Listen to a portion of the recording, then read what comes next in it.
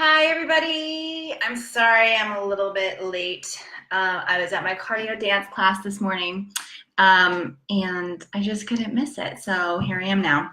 But, oh, Ashley, boom, she's always right there.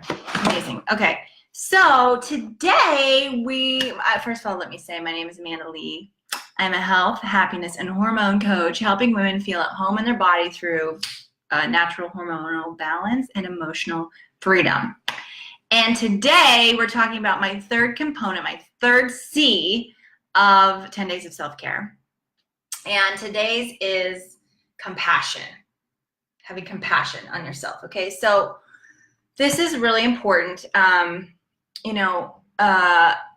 This translates to so much of your life. So I'm just going to tell you a little story. So yesterday I ran into somebody, we won't name any names, and this person proceeded to say some pretty harsh things to me about me.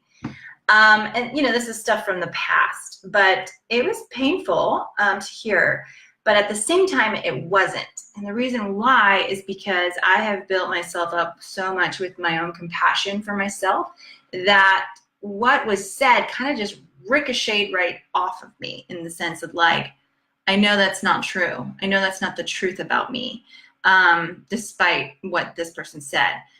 And the thing about it is if you do not have compassion for yourself, you certainly are not going to find compassion from other people. Now, people in your life are always a mirror, either of what you believe about yourself, a contrast, or, a challenge on where you're growing or where you're going. So deep compassion starts, within you for yourself. And what does this look like? You drop something on the floor and you spill everything on the floor. What do you say to yourself? Like, oh my gosh, you idiot. Are you kidding me? You're such a slob. Why, do you do that? Now, sometimes that inner voice is in there for us from childhood a long time ago. A lot of the time, our parents' voices from childhood becomes our inner voice, and we have to overwrite that. So what that looks like is in that moment being like, oh, you poor girl, whoops, like laughing it off and having compassion for yourself. Okay. When you've got flaws or things you don't love about yourself, having compassion for yourself in that moment, deep compassion. Okay. So, I still have triggering moments sometimes. There was one that happened this weekend, and, my little girl, that's, what I call that part of myself that's wounded, came out in full force and really wanted to be reassured. And, I just had so much compassion on her. I wasn't angry with her. I wasn't like, are you kidding me? After all the work we've done, you're back and you're still like this? I would never talk to Audrey like that, my daughter. And so, I started to have a conversation with myself and have compassion with myself and put my hand on my heart. And really in that moment, I was crying and I was just like, it's okay. And I'm so sorry, that you feel this way with everything that you've been through. It makes sense. It makes sense that you feel this way. And, you start to have your own back and you start to have compassion. And a woman who has deep self-care, who's high value, she never treats herself with criticism, perfectionism, harshness, and blame. Okay? Because that's not going to get you anywhere. It just creates a level of expectation on yourself, pressure on yourself to perform and be perfect. And you know what that translates to? Your relationship with other people. They feel like they have to be perfect and perform for you, which nobody wants to be around that, right? Nobody wants. So the more compassion you have on yourself, the more compassion you will have on other people. And that includes your children and your relationships. So if you find yourself always in the position of being super hard on yourself and, really blaming yourself and like talking down to yourself in that way, I want you to stop and think, how can I have compassion on myself in this moment? What is the loving thing to do, right? And connect with that part of yourself. Now, if you have difficulty overriding that, you got to spend time connecting with your little girl. This is something I help my clients do to grow in self-love. And part of that is looking to, what the truth about you is. And I believe God sees the truth of us. He tells us the truth of who we are. And, that version of ourselves that's wholly perfect and loved, is always there, that we can have access to. And so connecting with that and realizing what the truth about you is despite what happened. So, there could be deep-seated things in you that have been told to you from a really young age, like, you're just this way. No one's going to love you because of this. Whatever it is, and you have to start to override that with a deep, deep, deep compassion.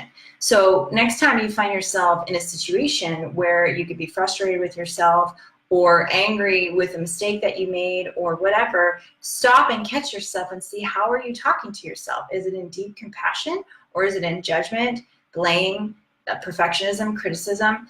And understand that that inner dialogue is a sign of where you're at in your self-care. Okay, so this is self-care at the deepest level. This is more than just, physical things you could do to take care of your body. Yeah, that's great. But this right here, this changes the game. And how does this help your hormones? How does this help your body? The more that you are at a war within yourself, in your body, the more your hormones respond to that, right? Fight or flight, that stress, those stress hormones. So that battle, that stress, that battle that you're in doesn't just have to be a physical outside of you stressor like taxes or moving or divorce or whatever. It can be internal. And as long as that internal battle is there, your body is never going to be at rest, and you're never going to feel at home in your body, and you're never going to get those cortisol levels down, and you're never going to get out of fight or flight. It's just not going to happen. So the important thing is to bring this to you in both levels, right?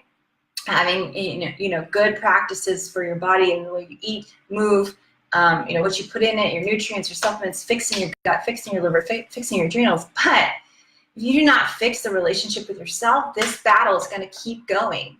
And most people are at a war within themselves, against themselves. And it's exhausting. And you can only do it for so long before it's going to catch up and physically express itself in sickness in your body. And if you think those two aren't connected, I'm sorry to tell you that you're mistaken. They are drastically connected. So start to begin to have compassion on yourself.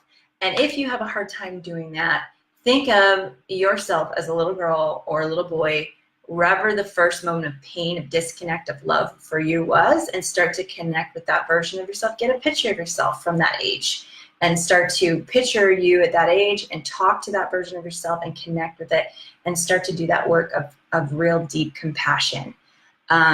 And this needs to be consistent. And what will happen, at first it feels like this isn't working. This isn't even doing anything, but it will. It'll start to change your nervous system and your relationship with yourself. And then when someone comes along from your past who wants to tear you down and say terrible things to you, it's going to ricochet off of you because you're so strong in your self-worth and you know the truth about you that it doesn't affect you the way it did. Something like that happened yesterday would have knocked me down for days. I would have been really down and out. I would have been, just feeling horrible about myself, believing those lies, going into the story, all that jazz. And I just said, you know what? That's not true. That's not true about me. And I know the work that I've done on myself, and I know who I am. And, even in my mistakes and the things that I've done, I can have deep compassion for myself. And, like I said, this leads to compassion on other people and having better relationships, because people can feel that in your presence. Okay, they can feel how you are with yourself if you're comfortable with yourself. And how many people do you know that are actually really comfortable with themselves and completely accept themselves? Probably not many. And when you're with someone who is in a self-battle, who's uncomfortable with themselves, how does that feel for you? Put yourself in that position of feeling. It feels uncomfortable. It feels awkward. You feel like you have to do something to help them or fix it. And, you can't relax in someone's presence who is in that situation, right? So we have to start to switch that and have deep compassion. So whatever it is for you right now, if you've got extra belly fat, if you got acne, I know that story. If you've got, physical symptoms with your gut that aren't working properly, if you have sleep issues, if you have anxiety, whatever it is, have compassion on yourself in that moment and start to stop the war within. Find the places when you're battling against yourself, when you're just in this constant battle of really disliking yourself, and start to practice it. Now remember, a woman who has deep self-care, who is of high value, she does this even when she doesn't feel like it. Okay, so even when you don't feel like doing this and it's easier to stay in the mode of like everything sucks and I'm terrible, you have to override that, and that's in leadership. You take leadership of yourself and you lead yourself there through action, and then sometimes the feelings follow. They will follow. And I think yesterday happened for me as a good test to see where I'm at and how far that I've come. And by no means am I perfect, but I'm just saying now I have a tool belt to work with. How did I get here? Through coaching, through investing in people who knew how to lead me there, who knew how to teach me how to do this, through investing in myself, through making this a priority. This became a huge priority for me because I knew I was going to keep repeating my stuff over and over and over again if I didn't do this. Okay, so I would love to be that person for you. I would love to invite you into the amazing community of women that I have that hold each other in high regard, where they can share, they can connect. It's a journey. There's ups and downs to it, but we're there together and leading them to this place of relationship with themselves. Okay, so this takes practice, this takes time, and it's really hard to do on your own. So I encourage you to find support and get that and reach out for that. And I would be more than happy to jump on the phone with you and connect on this and how I can help serve you in this way. But start to have compassion on yourself, lovely, because if you don't, no one else is either. Sure as hell not. You're not going to get that from other people. So connect with who God sees you as, who the truth is about you, and start to have deep compassion for yourself, even in the midst of your mistakes. When you do whatever it is that you dislike, you start to accept that part of yourself and have deep compassion, and that's when things start to change. Yes. Instead of trying to change everything, right? We want to change everything. Like, I just don't want to do that anymore. I don't want to be that person. Well, true acceptance comes when you accept that you are that person, and you do have those weaknesses. And then, as your inner world starts to shift, it's amazing what shifts on the inside and the outside, all that stuff. Yeah, Ashley says, yeah, community is key to this, right? She's in my Get Your Body Back program, and she is in with an amazing group of women who are totally supporting each other. You should see them. It's beautiful. It's like, I go in there, and sometimes they're just handling it because they're just all connecting with each other and giving each other support. And you really underestimate the power of that community. And, this life is lonely, and you can feel like a lonely warrior by yourself. And that's not the way that we were meant to do it. So it's better to connect with people who are on the same journey as you. And sometimes the people around you, like your friends and your family, they don't know about that journey, and they're not the ones to take it with you. And that's okay, but you need it. And so I invite you to reach out. The doors are open for Get Your Body Back, my fall session. I'm talking about that more, but I would love to get on the phone with you and talk about you being a part of that. All right, my loves, deep, deep, deep compassion today. Find some places you get compassion on yourself. Stop being so hard on yourself. Stop the war and begin to have peace and love for yourself. Have a beautiful Wednesday. I will see you tomorrow for my 4th C of self-care. I hope you're starting to implement this. I would love to hear some opportunities that you guys have had to try to put this into practice, what that has looked like for you the last couple of days. I got to go take a shower because I'm sweaty and gross. If you live in Santa Barbara, you should come to Cardio Dance with me. You will not regret it. Have a great day. Bye-bye.